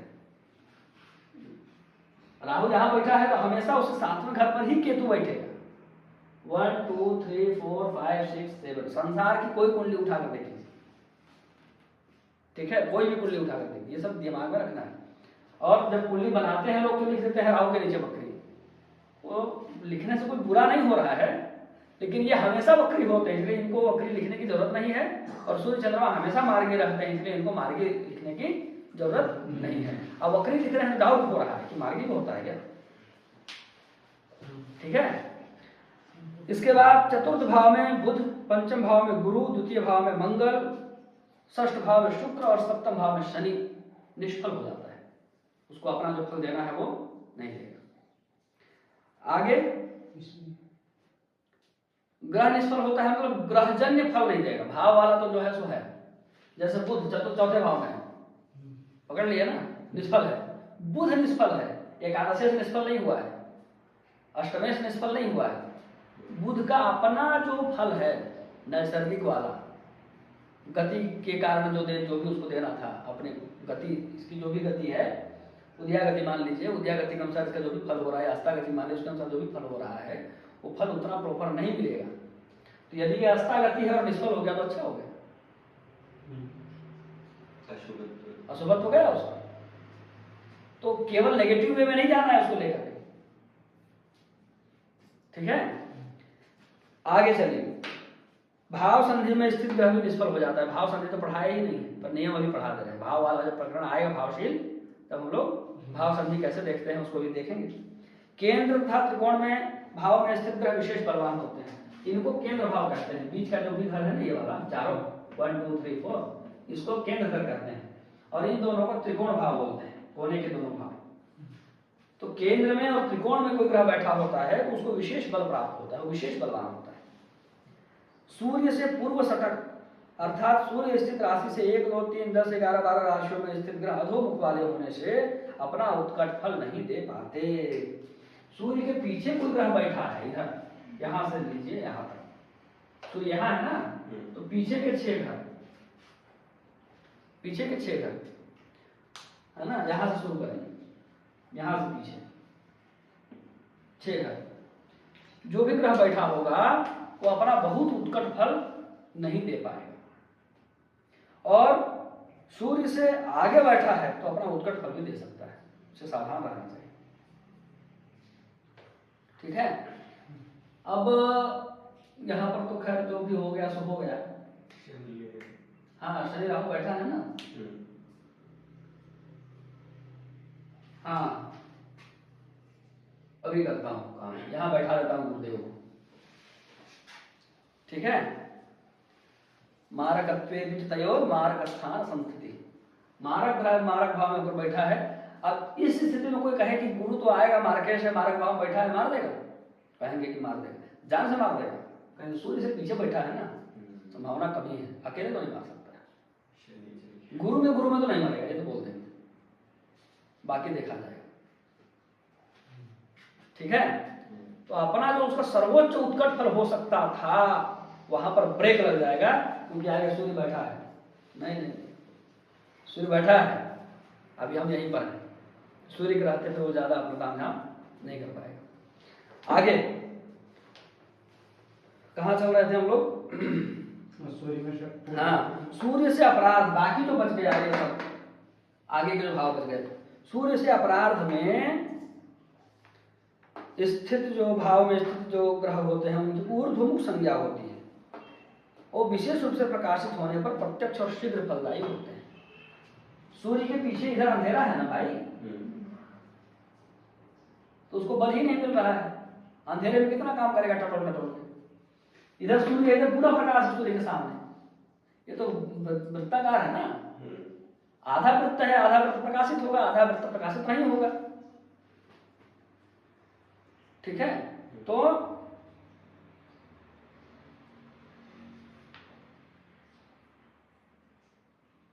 आधा वृत्त जो प्रकाशित होगा, आधा वृत्त प्रकाशित नहीं होगा, ये बात सही बोल रहा हूं, यहाँ बताने में थोड़ा सा भी अच्छे से बताता हूं।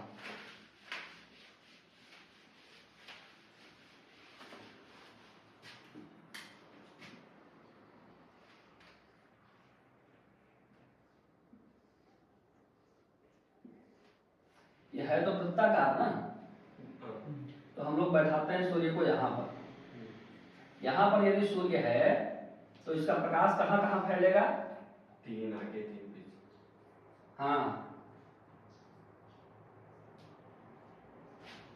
1 2 3 10 11 12, 3 आगे और 3 पीछे, यहाँ तक इसका प्रकाश फैलेगा। ये तो वृत्ताकार है ना, गोल है ना, ऐसे मार्क कर दीजिए, 180 डिग्री गोल है ये, बीच में मार्क कर दीजिए, कितने भाव बचे? इधर 6 6 भाव बचे, इधर 6 भाव बचे, तो इधर का जो 6 भाव होगा वो प्रकाशित होगा, है ना। ये है तो ऐसा गोल ग्लोब की तरह है, इधर से टॉर्च जलाई आधा भाग चमकेगा, आधा भाग नहीं चमकेगा।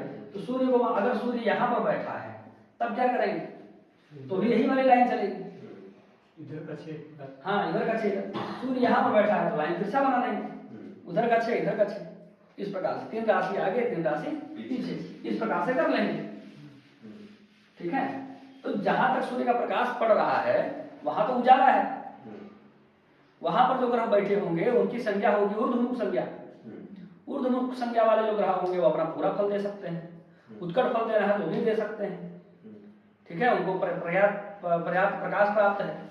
और जो अधोमुख संख्या वाले हैं, अंधेरे में स्थित हैं आधा उसमें, वो अपना पूरा फल नहीं दे पाएंगे, अपना उत्कट फल नहीं दे पाएंगे। अंधेरे में टटोल के उनको काम करना है। परसों लाइट चली गई थी, कितने लोग काम कर रहे थे, सबको मैं बाहर देखा घूमते हुए। कुछ लोगों के पास तो मोबाइल नहीं, मोबाइल रहेगा कहाँ से, 12 घंटा से लाइट नहीं है तो मोबाइल कहाँ से रहेगा, मोबाइल घर में रख दिया, आराम से घूम रहे हैं, ठीक है। और मैं वहीं पर नीचे बैठ कर सोच रहा था कि काश की लाइट 1 साल तक कटी रहे। कहाँ चल रहे थे हम लोग, तो ये आ गया ना समझ में, ऊर्ध्वमुख और अधोमुख देख लीजिएगा नियम प्रत्यक्ष रूप से, ठीक है, याद करिए। और याद करने के साथ साथ व्यावहारिक कुंडलियों में इसका प्रयोग भी करिएगा, तब आप जमेगी, तब अभ्यास होगा। जितने ज्यादा नियमों को आप याद रख पाते हैं और अभ्यास कर पाते हैं वही आपकी पूंजी है, ठीक है। अब आगे, चंद्रमा के लिए पक्षबल, सूर्य के लिए दिग्बल और मंगल आदि पंच तारा ग्रहों के लिए चेष्टा बल विशेष महत्वपूर्ण होता है। सबसे पहले यही बात बोला, उसी बात को यहाँ पर चेष्टा बल के लिए ही तो सब देखा जाता है। गतियां 5 प्रकार की, पंचधा गति अथवा अष्टधा गति जो भी देखते हैं, अष्टधा गति पढ़ाया ना अभी, वो मंगल आदि पंच तारा ग्रह, मंगल बुध गुरु शुक्र शनि के लिए देखते हैं, उनके चेष्टा बल के लिए देखते हैं, ठीक है। तो सूर्य के लिए दिग्बल जरूरी है। दिग्बल मतलब दिन में जन्म है दिग्बल है, रात्रि में जन्म है दिग्बल नहीं, सीधा सीधा कुंडली से भी उनको डिसाइड कर सकते हैं। और चंद्रमा के लिए पक्षबल जरूरी है। पक्षबली चंद्रमा कब होता है, शुक्ल पक्ष की एकादशी से पंचमी तक चंद्रमा पक्षबली होता है। तो चंद्रमा का पक्षबल जरूरी है, चंद्रमा का पक्षबल ही प्रधान बल है, सूर्य का दिग्बल प्रधान बल है, और मंगल आदि पंच तारा ग्रहों के लिए चेष्टा बल जो है वो प्रधान बल है। इसको जरूर देखता हूं मैं, आप लोग भी इसको जरूर देखा कीजिए। जितने ज्यादा नियमों का अभ्यास करते हैं जहां तक पर वही आपकी पूंजी है, बस ये समझिए। आगे, सभी ग्रह अपने उच्च मूल त्रिकोण स्वराशि अधिमित्र की राशि, मित्र की राशि या नवांश में बली माने जाते हैं। तो कभी भी देख रही है तो नवांश कुंडली और लग्न कुंडली साथ में रखिए, केवल लग्न कुंडली से नहीं देखते। मैं तो कम से कम 4 कुंडली देखता हूँ साथ में। इवन एकादशी के दिन देखते हैं ना, उस पर निःशुल्क 1 तारीख और 15 तारीख को लाइव आकर जो निःशुल्क देखते हैं, उस समय मेरे पास 3 तो मेरी खोपड़ी में होता ही है, लग्न कुंडली, नवांश कुंडली और भाव चलित। इनके बिना नहीं देखता हूं, चाहे कितना भी जल्दी रहे, कुछ भी रहे, कितनी भी जल्दी हो, 3 से नीचे बात नहीं है। जल्दी नहीं है तो 4 देखता हूं, चंद्र कुंडली भी देखता हूं, लग्न कुंडली, चंद्र कुंडली, नवांश कुंडली, भाव चलित, इनके बिना कोई बात करने ही नहीं, कुछ बोलना ही नहीं। यही सही और सिस्टमैटिक तरीका है कुंडली देखने का, ठीक है। भले ऐसा लगे, बहुत बार ऐसा लगता है, जो बात इतना देख के बोलो तो केवल लग्न कुंडली देख के ही बोला जा सकता है, लेकिन वो सब झांसे में नहीं आना है, वो सही पद्धति नहीं, वो कभी भी आपको डुबा सकती है। हड़बड़ का काम गड़बड़ का होता है, वो आदत नहीं लगाना है। आदत यही लगाना है, शुरुआत ही से ही 4 कुंडली देखने का आदत लगाना है, कम से कम 4, लग्न कुंडली, चंद्र कुंडली, नवांश कुंडली और भाव कुंडली, कम से कम 4, ठीक है। फिर आगे वो सब सीखेंगे अभी आगे। अभी इसमें काम भर इतना बात बता दिया कि ग्रह यदि लग्न कुंडली और नवांश कुंडली से ही दोनों बात हो जाएगा, अपनी राशि में है, उच्च राशि में है, मूल त्रिकोण की राशि में है तो अच्छा है, चाहे लग्न कुंडली में हो चाहे नवांश कुंडली में, दोनों ही कुंडलियों में इन सब बातों का विचार करते हैं। सम राशि, शत्रु राशि, अधिमित्र, नीच राशि अस्त होने पर ग्रह बलहीन हो जाते हैं, पढ़ी ली अशुभ पंचक में आता है। सभी ग्रहों को अपने अपने वार में विशेष बल प्राप्त होता है, ये याद रखिएगा। बुधवार का जन्म है तो बुध विशेष बली है, उसका लक्षण दिखेगा उसके अंदर, ठीक है। बुधवार को जन्म लेने वाले वैसे हास्य पसंद होते हैं। बुध हंसमुख है ना, राजकुमार है, ठीक है, बचपने वाली हरकतें करते हैं। कोई है बुधवार का? नहीं। बाकी वारों का बताऊं, वार फल वाला क्लास नहीं है, एक क्लास वार फल पर भी ले लेंगे। क्यों? सभी वारों का लक्षण बता देंगे, आप लोग अपने अपने वारों से मिलान कर लीजिए। ऐसे जातक पारिजात में मान सागरी में सबने दिया है, ठीक है। आगे सूर्य और मंगल, इन दोनों ग्रहों को दशम भाव में विशेष बल प्राप्त होता है। मंगल का तो ऐसा मामला है कि दशम भाव में यदि नीच भी होता है तो अच्छा ही करता है, ऐसा मामला है। मंगल को दशम भाव से इतना प्रेम। और कर्क लग्न में यदि मंगल दशम भाव में हो जाए, ऐसा व्यक्ति निसंदेह राजा होता है, इसमें कोई दो मत नहीं, कोई दो राय नहीं। चाहे बाकी ग्रह कितने भी कमजोर हों, मंगल अपने सामर्थ्य से तो कुछ न कुछ पद दे ही देगा। बाकी लोग का सपोर्ट मिलेगा तो ज्यादा ऊंचा पद मिलेगा, नहीं मिलेगा तो मंगल अपने सामर्थ्य से जो दे पाएगा सो देगा, पद देगा, ऐसे नहीं छोड़ सकता। तो ये बात लेकिन बोलने से पहले भाव चलित कुंडली देख लीजिएगा, ऐसा ना हो कि दशम भाव में केवल दिख रहा हो और बैठा हो नवम में चाहे एकादश में। नवम में तो चलिए थोड़ा बहुत आपका कुछ हो भी जाएगा, आपकी लाज भी कुछ लाज रह जाएगी, बस 11वें में चला गया तो हो गया बनता था, ठीक है। तो मंगल को और सूर्य को दशम भाव से विशेष प्रेम है, ये दोनों दशम भाव में बहुत अच्छा फल देते हैं। अचानक से राइज कर जाता है, ठीक है। सूर्य हो दशम भाव में, अचानक से, कोई नहीं जानता रहेगा, कुछ नहीं, अचानक से देखेंगे कि इधर उधर, जिधर देखिए उधर उधर, बस वही नजर आ रहा है, समझ जाइए कि सूर्य की दशा इसकी आई है और सूर्य दशम भाव में बैठा है निश्चित। कुछ भी चिंतन करने की आवश्यकता नहीं। महीना 1000, 2000, 5000 रुपये कमाते रहेंगे, सूर्य ऐसा सूर्य आ गया, बच्चे भले कुछ नहीं पर महीना लाखों को पार करेगा सीधे डायरेक्ट। ये सूर्य का सामर्थ्य दशम भाव है सूर्य, ठीक है। आगे बढ़िए, कहां चल रहे थे हम लोग? गुरु अपनी उच्च राशि में हो, स्वराशि में हो और वृश्चिक राशि में भी बहुत श्रेष्ठ फल प्रदान करता है। बृहस्पति की अपनी राशि है धनु और मीन, उच्च राशि है कर्क और वृश्चिक राशि। इन सब में, सभी राशियों में बृहस्पति जो है वो श्रेष्ठ फल प्रदान करता है। एक और बात बता देता हूं, बृहस्पति ही एक ऐसा ग्रह है जो नीच होने पर भी अपना कुछ न कुछ शुभ फल देता है, जो नीच होने पर भी अपना कुछ न कुछ शुभ फल देता है। ये बृहस्पति का ही एक अपना ऐसा सिस्टम है, ठीक है। और उनमें भी यदि पहले घर में, चौथे घर में अथवा 10वें घर में बृहस्पति हो तो नीच होने पर भी उसके शुभ फल में कुछ अतिरिक्त वृद्धि होती है। अन्य भाव में भी यदि नीच राशि में होता है तो भी उसका कुछ न कुछ शुभ फल है। तो केवल बृहस्पति को नीच देख करके बड़ी बड़ी बातें मत बोल दीजिएगा, ठीक है। बृहस्पति का अपना कुछ अलग सिस्टम है, ज्ञान है ना उसके पास, समझ गए? हाँ, कुसंग में भी पड़ेगा तो उसकी ज्ञानावस्था तो बरकरार रहेगी कि नहीं रहेगी। इसलिए बाकी ग्रह नीच पर होते हैं, तांडव मचाते हैं, बृहस्पति मचाता तो है अपने नीच, नहीं उसको भाव का नाम, उस राशि का नाम नीचे ही क्यों रखते, मचाता तो है जो मचाना होता है, लेकिन उसमें कुछ ज्ञान अतिरिक्त होने के कारण, ज्ञान का कारक होने के कारण वो कुछ न कुछ शुभ फल भी निश्चित ही देता है। अपना संपूर्ण शुभ फल नष्ट करके नष्ट नहीं करता बृहस्पति कभी। बृहस्पति कभी भी अपना संपूर्ण शुभ फल नष्ट नहीं करता, ठीक है। आगे शुक्र 3, 4, 6, 12 इन भावों में वर्ग या राशि बली होकर रहने पर अथवा चंद्रमा के साथ रहने पर विशेष फलदायी होता है। राशि बली का मतलब ये समझ लीजिए, अपनी राशि में हो, शुक्र की राशि वृष और तुला अपनी राशि में हो, अथवा उच्च राशि मीन उसमें हो, अथवा मूल त्रिकोण वाली राशि में हो। वर्ग का अर्थ होता है वर्ग कुंडलियां, देशकांड कुंडली में हो तो वो भी वर्ग बली है, नवांश कुंडली में हो तो भी वर्ग बली है। लेकिन केवल एक ही वर्ग कुंडली देखनी है तो नवांश कुंडली देखिए, और नहीं तो कम से कम 6 वर्ग कुंडली देखिए, कम से कम 6। उससे ज्यादा देख सकते हैं तो 7 देखिए, और ज्यादा देख सकते हैं तो 10 देखिए, और ज्यादा देख सकते हैं तो 16 देखिए।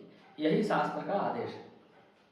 या तो केवल एक देखिए, नवांश कुंडली देखिए, उससे काम चला लीजिए, और नहीं तो 2 देखेंगे 3 देखेंगे ऐसा नहीं, फिर सीधा 6 देखिए, षडवर्ग। उससे ज्यादा देख सकते हैं तो सप्तवर्ग देखिए, और ज्यादा देख सकते हैं तो सीधे 10 वर्ग में आइए, उससे भी ज्यादा देख सकते हैं तो फिर सीधे 16 वर्ग में आइए। ठीक है, तो ये वर्ग की बात हो गई, वर्ग बनी। अब राहु के बारे में बात करते हैं। राहु केतु के बारे में बहुत कम बात हुई है ना। 1, 8, 11, 6, 2, 4 ये सब राशियां हैं। मेष राशि, वृश्चिक राशि, कुंभ राशि, कन्या राशि, वृष राशि और कर्क राशि। इन राशियों में राहु को विशेष बल प्राप्त होता है। और कुजवत केतु शनिवत राहु, ऐसा भी कुछ नियम बताया था ना। ठीक है। दशम भाव में केवल मंगल को और सूर्य को बल है ऐसा नहीं है, राहु को भी दशम भाव में विशेष बल होता है। केतु को 12, 2, 9, 6 यानी कि मीन राशि, वृष राशि, धनु राशि और कन्या राशि, इन राशियों में विशेष बल होता है। राहु केतु सबसे ज्यादा राशि फल देते हैं, उसके बाद दूसरे नंबर पर भाव फल देते हैं। तो राहु केतु का फल कहने से पहले राशि फल देख लीजिए, उसके बाद भाव फल देखिए, तो मिला करके कहें। अन्य ग्रहों में जातक में भाव का फल देने की ज्यादा टेंडेंसी होती है, उसके बाद राशि फल देने की टेंडेंसी होती है। ये ग्रहों में और राहु केतु में थोड़ा सा, बाकी ग्रहों में राहु केतु में थोड़ा माइनर डिफरेंस है, 19-20 का फर्क है, बहुत ज्यादा अंतर नहीं है। दोनों ही फल सभी ग्रह देते हैं। प्राथमिकता किसको देना है उसके आधार पर थोड़ा सा आप लोगों को निर्णय करने में सहायता हो जाएगी, इसलिए बता रहा हूं। आगे चलते हैं। क्या है, सभी ग्रह 6, 8, 12 भाव में अशुभ फल देते हैं। 6ठा घर रोग का है, 8वां घर मृत्यु भाव है और 12वां घर व्यय स्थान का है। लेकिन शनि 8वें घर में होता है तो आयु बढ़ाता है 20 साल के बाद। जब आप 20 वर्ष के हो जाएंगे उसके बाद वो आयु बढ़ाए, उसके पहले तो कोशिश करेगा निपटा दो उसको। शनि अष्टम भाव में है और आप बच गए, 20 साल की आयु क्रॉस कर गए, तो फिर 80, 85, 90, 100 पहले मरने नहीं देगा, टिका के रखे, लंबी आयु देता है। अष्टम भाव का कारक है, इसलिए वो लंबी आयु देता है शनि अष्टम भाव। लेकिन लंबी आयु कब देता है, जब 12 अनिष्ट वाला टाइम निकल जाता है, 20-22 साल निकल गया तब, उसके पहले नहीं। अष्टम भाव में पाप ग्रह मारते हैं, शनि भी मारता है, शनि भी 12 अनिष्ट बनाता है। फिर कहां चल रहे थे हम लोग, सूर्य चंद्रमा चेष्टा बली होने से बुध और गुरु उत्तरायण में शुभ फलदायी माने जाते हैं। 4 ग्रह सूर्य, चंद्रमा, बुध और गुरु उत्तरायण में शुभ फलदायी माने जाते हैं। उत्तरायण देवताओं का दिन है, बृहस्पति को तो उधर जाना ही है, और सूर्य चंद्रमा उत्तरायण में चेष्टा बली हो जाते हैं, तो सूर्य चंद्रमा को भी इधर ही जाना है। जब सूर्य चंद्रमा माता पिता दोनों उधर ही चले गए तो बुध बेचारा कहाँ जाएगा इधर उधर, उसको भी आना ही पड़ेगा। तो ले लेकर के इन 4 ग्रहों के लिए उत्तरायण बल देने वाला हो जाता है। ठीक है, और चंद्रमा अयन बली होने से शनि दक्षिणायन में शुभ फलदायी माने जाते हैं। चंद्रमा का तो ऐसा है कि दोनों में ही उसको बल मिल जाता है, चंद्रमा को दोनों में ही बल मिल जाता है। वो सालों भर उसका बस पक्ष बल ठीक होना चाहिए, बाकी वो अपना फल उस दोनों में प्रदान करेगा, उत्तरायण में भी और दक्षिणायन में भी। शनि का ज्यादा फल दक्षिणायन में मिलता है, सूर्य बुध गुरु का ज्यादा फल उत्तरायण में मिलता है। मंगल शुक्र शनि वक्री होने पर बुध एवं गुरु की अपेक्षा अधिक शुभ फल करते हैं। मंगल, शुक्र और शनि ये तीनों यदि वक्री होंगे तो बुध और गुरु वक्री होने पर जितना शुभ कर सकते थे उससे ज्यादा शुभ फल करेंगे। तो गुरु का वक्री होना बहुत अच्छा नहीं मानते हैं, ज्योतिष में गुरु का वक्री होना बहुत ज्यादा अच्छा नहीं मानते हैं। ठीक है, वैसे सामान्य नियम तो यही है, शुभ ग्रह वक्री होने पर ज्यादा शुभ हो जाता है और पाप ग्रह वक्री होने पर ज्यादा वो हो जाता है। और उनमें यदि कुछ भी शुभ फल देने का नियत है तो ये लोग ज्यादा शुभ फल दे पाएंगे। कौन? मंगल, शनि, शुक्र और बुध गुरु की अपेक्षा। तो वक्री ग्रहों का फल कहने में ये नियम भी बहुत काम का है, इसको भी चिंतन में रखना है।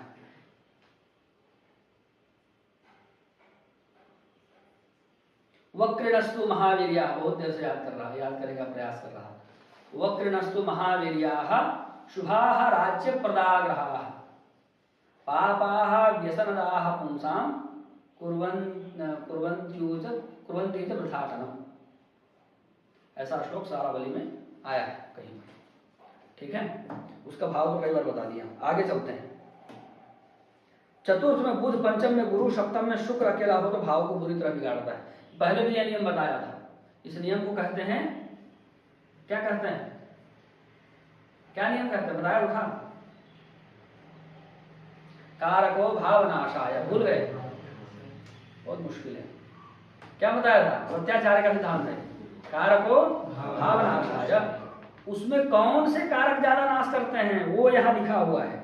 ऐसा नहीं कहना है कि बाकी लोग को नहीं लिखे, केवल इनको, ये ज्यादा नाश करते हैं इसलिए इनको लिख दिया। दुर्जनम प्रथम बंदे, इसलिए उनको लिख दिया। हाँ, आगे क्या लिखा है, चतुर्थ में बुध, चौथे भाव को ज्यादा बिगाड़ता है। पंचम भाव में गुरु, पंचम भाव को ज्यादा बिगाड़ता है। सप्तम भाव में शुक्र, जीवन को ज्यादा बिगाड़ता है। इसलिए चौथा भाव घर का है, घर ही नष्ट हो गया, क्या बचा जीवन में। पंचम भाव विद्या का है, कुछ पढ़ लिख ही नहीं पाए, क्या बचा। सप्तम भाव विवाह का है, आधा जीवन तो ठीक है, विवाह गड़बड़ हुआ तो बाकी का आधा जीवन गया, क्या बचा। ये तीनों जीवन को बहुत ज्यादा प्रभावित करते हैं, इसलिए इन तीनों का जिक्र कर दिया। ग्रह युति में परस्पर बल देने वाले ग्रह, जब ग्रहों की युति होगी, कौन सा ग्रह किसको बल देगा उसका यहाँ पर जिक्र कर रहे हैं। सूर्य के साथ रहने पर शनि का बल बढ़ जाता है, पिता के पास बैठा है ना, सूर्य के साथ रहने पर शनि का बल बढ़ जाता है। अस्त नहीं हो फिर तो क्या कहना, शनि के साथ बैठा हो उदया गति में, शनि सूर्य के साथ उदया गति में बैठा हो, बहुत बहुत जो दे रहा है सब देगा, एक्स्ट्रा बोनस के साथ, डिस्काउंट के साथ प्रदान करेगा। शनि के साथ रहने पर मंगल का बल बढ़ जाता है, मंगल सेनापति है, साथ में एक सैनिक होना चाहिए, साथ में एक सेवक होना चाहिए, तभी ना। मंगल के साथ रहने पर गुरु का बल बढ़ जाता है, मंगल के साथ मंत्री है, मंत्री के साथ साथ में स्वयं सेनापति, लेफ्टिनेंट गवर्नर घूम रहे हैं, ठीक है। गुरु के साथ रहने पर चंद्रमा का, और चंद्रमा के साथ रहने पर शुक्र का, शुक्र के साथ रहने पर बुध का, और बुध के साथ रहने पर चंद्रमा का बल बढ़ जाता है, ठीक है। तो पहले भी हम लोग ऊर्जा संरक्षण का सिद्धांत पढ़े थे, अभी फिर ऊर्जा संरक्षण का सिद्धांत यहाँ पर लागू किया गया है। क्या है, किसी भी ग्रह का बल कभी नष्ट नहीं होता, ठीक है। इसको ऊर्जा संरक्षण का सिद्धांत के अनुसार समझिए और याद रख लीजिए। ग्रहों का बल शुभ या अशुभ फल देने की क्षमता के रूप में रूपांतरित हो जाता है, ठीक है। जब हम किसी ग्रह को बली कहते हैं तो उसका तात्पर्य है कि वह अपने कारकत्व के अनुसार शुभ फल प्रदान करेगा। ऐसे ही जब हम किसी ग्रह को निर्बल कहते हैं तो उसका भाव यही है कि वह अपने कारकत्व के अनुसार अशुभ फल प्रदान करेगा। इसी प्रकार जब हम किसी ग्रह को 25% बली कहते हैं तो 75% निर्बल है। जैसे आज की शिक्षा व्यवस्था 33% में पास, मतलब 67% फेल, 67% फेल को भी पास कर दिया जाता है, समझ रहे हैं बात को। इसीलिए तो सारा दुर्दशा हुआ पड़ा है। आगे चले, कहने का तात्पर्य है कि ये जो नियम है इसको दिमाग में बैठा लेना है। 33% में पास, 67% फेल इसलिए बोल दिया ताकि आपको याद रहे। कुछ ऐसी बात यूट्यूब में देखते हैं ना, उसमें थंबनेल में ऐसा लिखेगा कि आपको मतलब उसको क्लिक करके देखना ही पड़ेगा, आप रह नहीं सकते हैं। और यदि आप रात में वीडियो देखते समय उसको छोड़ के सो गए तो रात में सपने में वही सब आएगा, तो आप उसको छोड़ नहीं सकते हैं। बाहर गेम खेलने आ गए तो खोपड़ी उधर ही रहेगी, वो थंबनेल में ऐसा लिखा है, ठीक है। तो ऐसी कुछ बात ऐसे गुरुजन बोल दिया करते हैं कि उस उदाहरण से, उस बात से, उस शब्द से, उस लाइन से वो नियम याद रह जाता है। तो ये बात हमेशा याद रखना है कि शुभ फल हम कह रहे हैं कि ग्रह शुभ फल देगा, तो अपने दिमाग में तुरंत ये चलना चाहिए कि कितना प्रतिशत शुभ फल देगा, कि अपने दिमाग में उसी समय चलना चाहिए। जब भी आप किसी व्यक्ति के सामने कह रहे हैं कि फलाना ग्रह शुभ फल देगा, तो भले आप उसको बताइए चाहे मत बताइए, आपके दिमाग में होना चाहिए कि कितना प्रतिशत शुभ फल देगा, ठीक है। तो इसका जब प्रॉपर अभ्यास हो जाएगा तभी आप लोग उपाय बता सकते हैं, क्योंकि उपाय की भी तो क्षमता है, कितने उपाय की जरूरत है। यहां वो वाला समानता वाला सिद्धांत नहीं चलता है, ठीक है। यहाँ पर उस तरीके का जो आरक्षण वाला सिद्धांत है, समानता वाला, वो सब यहाँ पर नहीं चलता है। यहाँ पर वास्तव में कितने की जरूरत है वो चलता है। अब कोई हम लोग 3-4 लोग खड़े हैं, छत पर दीवार लगी है ना, बाहर देख रहे हैं, तो भाई कोई लंबा व्यक्ति खड़ा है वो देख सकता है। अब कोई वो घर में 2-3 बच्चे हैं, एक 5 वर्ष का है, एक 8 वर्ष का है, एक 9 वर्ष का है, सबकी समझ लीजिए कोई कुपोषण का शिकार नहीं है, सबकी लंबाई सब बराबर है। आकर के देख रहे हैं तो किसी को 1 ईंट की जरूरत है, उसको 1 ही ईंट दिया जाएगा, और जो सबसे छोटा है उसको 10 ईंट या कुर्सी लगाया जाएगा। बाकी लोग लड़ पड़े कि उसको कुर्सी दिया, हमको भी चाहिए। इसको समानता की लड़ाई बोलते हैं क्या? ये समानता की लड़ाई नहीं है। जिसको जरूरत थी उसको स्टूल दिया गया। तो ज्योतिष शास्त्र में यही समता चलता है, और यही नीति प्रजा के प्रति राजा की होनी चाहिए, तभी सही नीति चल रही है, समझना चाहिए। और जबरदस्ती वाली जहां नीति चलती है वहां रोग और अन्य तरह की परेशानियां ही आक्रमण करती हैं, वही हो रहा है। जितने भी आरक्षण के नाम पर नियम बनाए गए हैं उसका समाज में देखिए कितना दुरुपयोग है। महिला अधिकार के नाम पर जितने नियम बनाए गए हैं उसके आधार पर देखिए कितने परिवार बर्बाद है। जहां फैमिलिज्म चलता था वहां फैमिलिज्म चलाने लग गए, ऐसी स्थिति हो गई। तो ग्रहों में ये सब चीजें नहीं है, क्योंकि सब प्राकृतिक व्यवस्था के अनुसार चलते हैं। पहले का जो राजतांत्रिक व्यवस्था था प्राकृतिक व्यवस्था के अनुसार चलता था, अब उसके ऊपर दूसरा कुछ थोप दिया गया, जैसा जैसा नियम है वैसा वैसा करना है, जैसा हम बताएंगे नहीं वैसा करना है। प्राकृतिक नियम से कोई लेना देना नहीं। जो गंगा जी को माता जी मानते हो पुराने सोच वाले हैं, जो नदी मानता है उसमें सारा नाली का कूड़ा का पानी डालता है वो अच्छा है, प्रोग्रेसिव सोच वाला है। इस तरीके की चीजें हर जगह पर चलती हैं। ये सब क्या है, इस प्राकृतिक जीवन शैली नहीं। ग्रह तो सारे प्राकृतिक हैं, उनके ऊपर इस तरह का कोई सिस्टम नहीं है, वो अप्राकृतिक नहीं होते हैं। तो वहां पर सारा नियम प्राकृतिक ही चलता है। ठीक है, तो कहां पर हम पहुंच गए आगे? उच्च ग्रह शुभ फल ही देते हैं, नीच ग्रह अशुभ फल ही देते हैं। इसी प्रकार पाप ग्रह केवल अशुभ फल देंगे, शुभ ग्रह केवल शुभ फल करेंगे। ऐसा दुराग्रह में कभी नहीं पड़ना चाहिए। ठीक है, ये दुराग्रह है, उसकी संज्ञा है केवल पाप ग्रह। ठीक है, संसार में चाहे कोई भी व्यक्ति हो उसके अंदर 6 प्रकार के जो दोष हैं वो कहे गए हैं, और जो गुण है वो भी कहे गए हैं। क्योंकि परमात्मांश के बिना तो किसी जीव का जन्म होता नहीं। परमात्मांश के बिना किस जीव का जन्म होता है? कुछ न कुछ अंशों में उसका स्वरूप तो प्रकट होगा। तो इस प्रकार से भले दिखावा के लिए ही सही, भले अपना क्या कहते हैं उसको, आडंबर करने के लिए ही सही, लेकिन लोग दान पुण्य धर्म इत्यादि करते ही। ठीक है, तो इसी प्रकार जो पाप ग्रह होते हैं वह भी शुभ फल प्रदान करते हैं, और जो शुभ ग्रह होते हैं वो भी अशुभ फल प्रदान करते हैं। ठीक है, ये बात हमेशा ध्यान में रखना चाहिए। एक चीज और है, वक्री ग्रहों के बारे में फलादेश के लिए भले प्रकार से अभ्यास बनाना चाहिए, उसके बाद ही फल कहना चाहिए। वक्री ग्रहों के मामलों में कूद करके फल नहीं कहना चाहिए।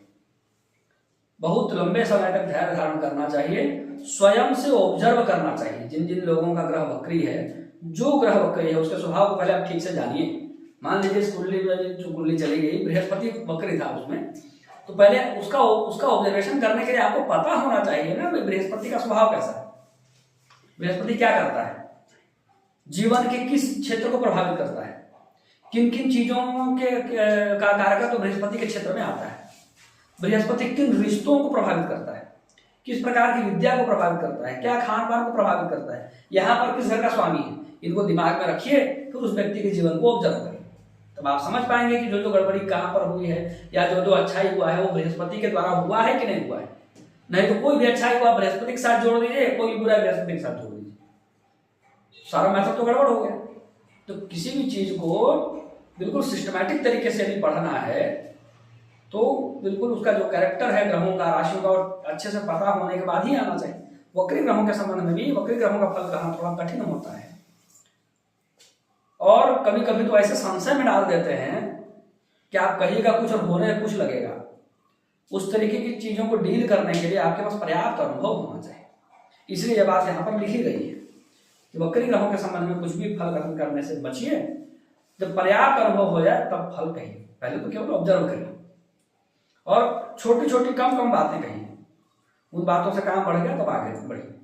जैसे बड़ी लाइन होती है, कृष्ण लाइन होती है, तो हम क्या करते हैं, उसको विच्छेद कर करके पढ़ते हैं। उसी प्रकार से वैसे जो सामान्य नियम हो तो बोलना ही है। सामान्य नियम क्या है कि वक्री ग्रह जो होते हैं अपनी दशा में रोग, चिंता, संकट, स्थानांतरण, भटकाव इत्यादि फल अवश्य देते हैं। ये सामान्य नियम। ये तो बोलना ही, चाहे कोई भी वक्री होगा। यह बात प्रत्यक्ष अनुभव से बहुधा सिद्ध है। 12वें घर में शनि हो तो पैर में बार बार चोट लगती है। इसी नियम के कारण मैं ज्योतिष में प्रवेश हुआ है। ठीक है, बहुत अद्भुत नियम है। 12वें घर में शनि है तो पैर में बार बार चोट लगेगा। बुध के साथ 2 या अधिक ग्रह जिस भाव या राशि में होते हैं उस अंग में तिल का निशान अवश्य होता है। निश्चित ही उस भाव में या उस राशि में संबंधित जो भी अंग है, भाव ग्रहों का भी चला है ना, राशि वाला आएगा तो बताऊंगा किस राशि से कौन सा अंग समझा जाता है, वो सब बताएंगे आगे, भाव वाला भी बताएंगे। ठीक है, अब एक अंतिम नियम रह गया है।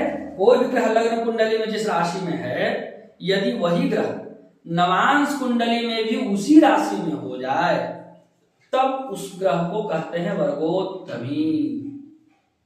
कुंभ राशि में यदि सूर्य है लग्न कुंडली में और नवांश कुंडली खोलिए वहां भी कुंभ राशि में बैठा है, तब सूर्य को क्या कहेंगे? वर्गोत्तमी। है ना, यहाँ पर उदाहरण मंगल का दिया है। जैसे यदि मंगल लग्न कुंडली में मिथुन राशि में है और नवांश कुंडली में भी मिथुन राशि में रहेगा तो मंगल को वर्गोत्तमी कहेंगे। वर्गोत्तमी ग्रह शुभ फल प्रदान करता है, विशेषकर वर्गोत्तमी गुरु। वर्गोत्तम जो है गुरु के लिए विशेष है। वर्गोत्तमी गुरु बहुत शुभ फल देता है। रुद्र भट्ट जो है वो बृहद जातकम के टीकाकार है। बृहद जातकम की टीका लिखी है उन्होंने रुद्र भट्ट ने, और बृहद जातकम की सबसे प्रिय टीका है मेरी रुद्र भट्ट की टीका। तो रुद्र भट्ट ने ऐसे बृहस्पति का, वर्गोत्तमी बृहस्पति का उच्च जैसा फल बताया है। सत्याचार्य कहते हैं कि ग्रह के वर्गोत्तमी रहने पर जातक अपने कुल में मुख्य होता है। कुल और एक भी ग्रह यदि वर्गोत्तमी हो गया तो व्यक्ति अपने कुल में, अपने परिवार में, अपने खानदान में कुछ न कुछ विशेष स्थान रखेगा, कुछ न कुछ उसका विशेष नाम होगा। इस प्रकार से तीसरे स्कंद पुराण 6ठे दिन की आज कक्षा यहाँ पर पूर्ण होती है। 7वें दिन की कक्षा के लिए अगले सप्ताह आप लोगों का पुनः हम लोग स्वागत करेंगे। तब तक आप लोग यदि कक्षा अच्छी लग रही हो तो इसको बार बार देखते रहिए, अभ्यास करते रहिए और अधिक से अधिक लोगों तक पहुंचाते रहिए। जय श्री राम।